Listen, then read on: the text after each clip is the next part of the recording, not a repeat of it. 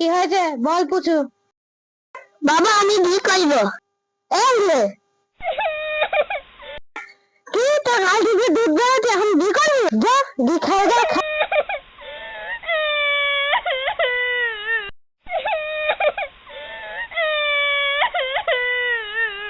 কি হয়েছে ভাইপো?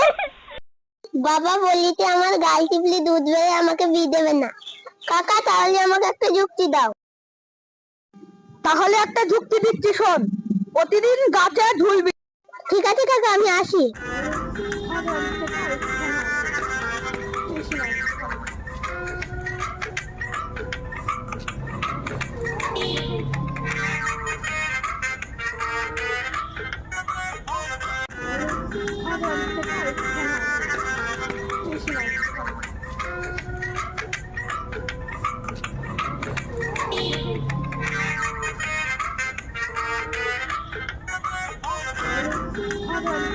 ও ভাই তুই এটা কি করছিস? এখন ছোট আছে, আমার বাবা বিয়ে দিচ্ছি না বলে আমি গাছ ঝুলবো।